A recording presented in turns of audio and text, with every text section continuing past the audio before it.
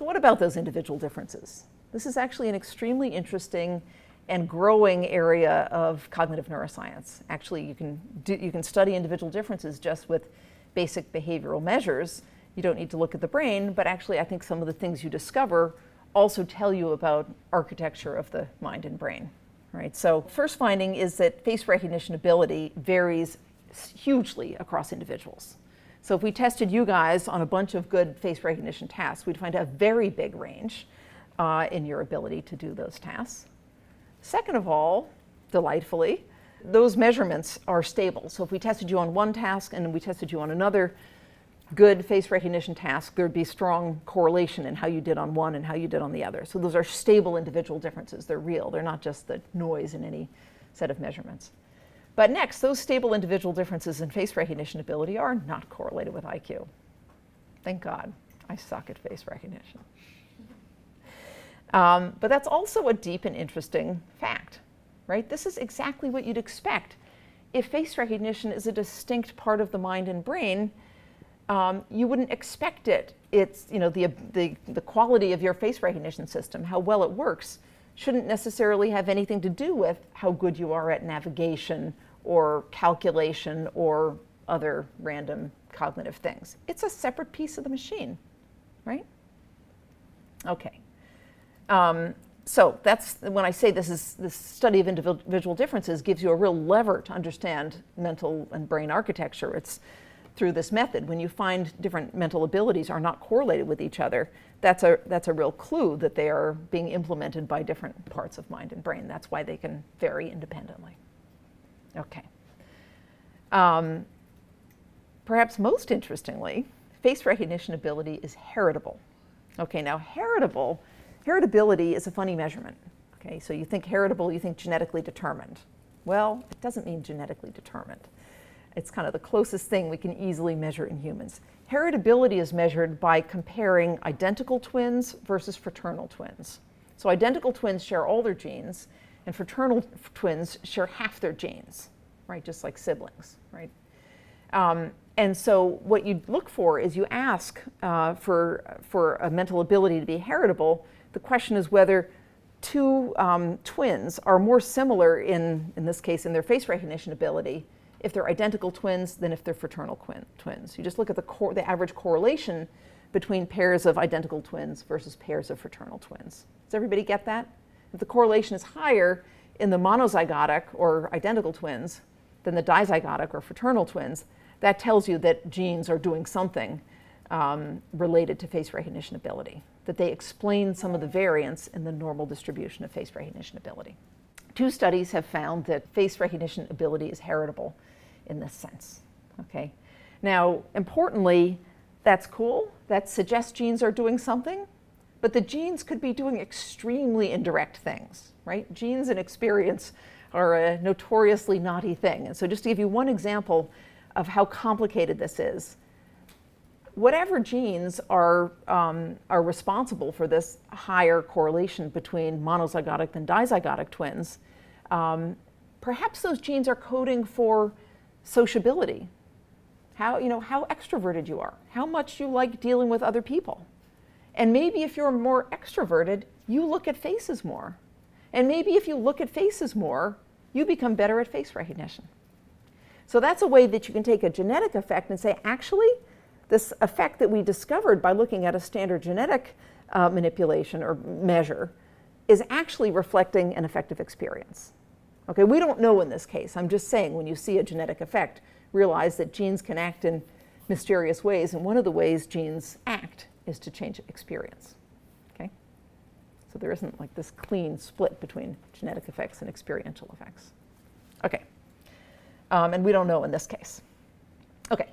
So within the normal population, that is people who don't have brain damage or serious developmental disorders or any other known issue, the variation in face recognition ability is not only stable, it is huge. Okay, so at the bottom end, the bottom 2% or so have what's known as developmental prosopagnosia. The bottom 2% of the normal distribution regularly fail to recognize family members. Right? They're really, really bad at face recognition. Okay? And the top end, the top 2%, are really spectacular at face recognition. In fact, they're so good at face recognition that they hide their abilities because other people don't get it, and it makes other people confused how well they recognize them. It makes people make wrong inferences about how important they are in this person's life, that person remembers them from 4 years ago. And so if you're one of these people who's so spectacularly good, you just learn to hide it. Just like in my high school where it wasn't cool to be smart, so you had to pretend to be dumb or you'd be utterly ostracized. No, that's a different thing. So what is it like to have these syndromes? I won't show this now, but I really recommend that you look at these two short 60-minute segments that were made a couple years ago. There are a lot of good people in them. There are interviews with people with prosopagnosia and these super recognizers. And I usually have quibbles with TV coverage of anything I know something about. But actually, I thought these guys did a fabulous job. So I recommend checking those out. And for now, I'll just give you a bunch of quotes of people who have developmental prosopagnosia. So one person, a woman in her early 30s who has a PhD, says, "This week I went to the wrong baby at my son's daycare and only realized that he was not my son when the entire daycare staff looked at me in horrified disbelief." Okay. Next person, this is a Facebook posting. Last month I misplaced my 9-year-old son at a Cub Scout pack meeting. True horror and panic. A room of over 100 boys dressed alike, all with the generic little boy haircut and blue uniforms. I had to send my daughter out in bloodhound mode to seek and identify her little brother and dad. Next time, I'll just stay home and let Daddy take care of the meeting. I mean, that's a bummer. This one's even more heartrending. I think prosopagnosia has worsened my current depression, if not the root cause of it. I prefer to be a recluse because I can't confidently function any other way. Terrible. So this is a big bummer. Okay, a few more. Many a friendship was lost or damaged. It was bewildering to me to have a person quit speaking to me while saying that I'd been extremely rude, and personally having no idea what I'd done. I've had to learn both to understand the reactions of people whom I've unwittingly hurt and to forgive them for hurting me. If we'd kept in touch, I'd be able to explain, but of course many of them have long since quit speaking to me. So this sucks, and if you have a friend who seems not to recognize you, this is actually more common than people realize. Consider the possibility that they're not dissing you, they're just prosopagnosic, okay? Okay, on the other end of the spectrum, the super recognizers, one says, I have a photographic memory for faces. It's been my entire life, but it doesn't matter how many years pass. If I've seen your face before, I will be able to recall it. It happens only with faces. That's very interesting. So people who are super face recognizers are not super recognizers of landscapes or objects or other things, okay? Another person says, I often pick out the bit part actors, able to place them from brief roles in movies and television that I've seen 10 to 15 years prior. I had a dream once that someone came up to me and started talking to me like he knew me, but I didn't recognize him, and I should have. It was a nightmare. Happens to me all the time. I have to pretend that I don't remember people because it seems like I stalk them, or that they mean more to me than they do. When I recall that we saw each other once walking on campus 4 years ago in front of the quad. Okay. So these extreme ends of the normal distribution really affect people's lives.